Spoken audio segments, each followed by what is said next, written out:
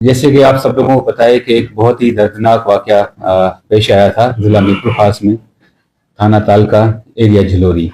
ہماری ایک بیٹی آمنہ ولد غلام حیدر، جس کو اغوا کر لیا گیا تھا اور بعد میں اس کی ڈیڈ باڈی ہمیں موصول ہوئی تھی۔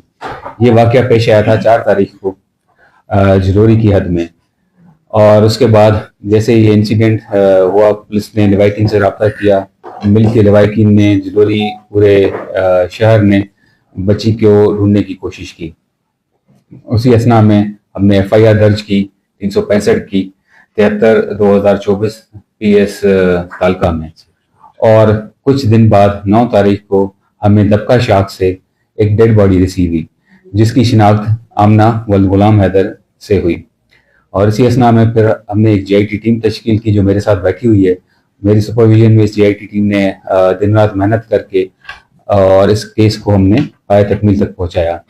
آج جو مین اس میں اکیوزڈ ہے ہمارا زاہد خاسکیلی، اس کو ہم نے گرفتار کیا ہے مبین خاسکیلی گاؤں سے، اور گرفتار کرنے کے بعد دوران انویسٹیگیشن اس نے اپنے جرم کا اعتراف کیا ہے۔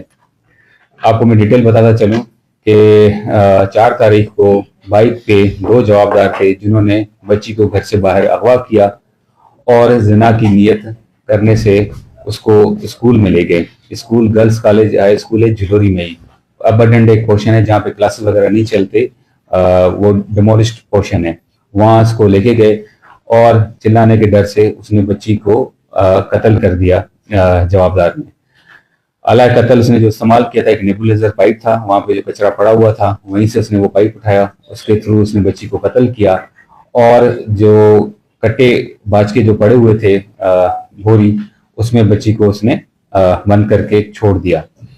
اور انویسٹیگیشن اور فیملی کو گمراہ کرنے کے لیے وہاں سے وہ شہر کے چکر لگا کے والد کے پاس چلا گیا، اور اس نے یہ کہا کہ آپ کی بیٹی اسکول کے باہر ہو رہی ہے، جا کے اس کو چیک کر لیں۔ اس کے بعد پھر اسی تاریخ کو رات کو تاریخی کا فائدہ اٹھاتے ہوئے 8-9 کے قریب اس نے بوری میں لاش جا کے جمڑو کینال میں پھینک دیا۔ یہ اس نے کارروائی کی تھی۔ اسی بیسس پہ جو دوسرا اکیوزڈ ہے، اب ہم نے اس کو اریسٹ کیا ہوا ہے، اسی سے انٹروگیشن کرتے ہوئے دوسرے اکیوز کو بھی انشاءاللہ ہم اریسٹ کریں گے۔ ہماری طرف سے جو بایولوجیکل ایویڈنس ہے، وکٹم کے کپڑے، سویبس، وہ ڈی این اے انالیسس کے لیے بھیجے گئے ہیں۔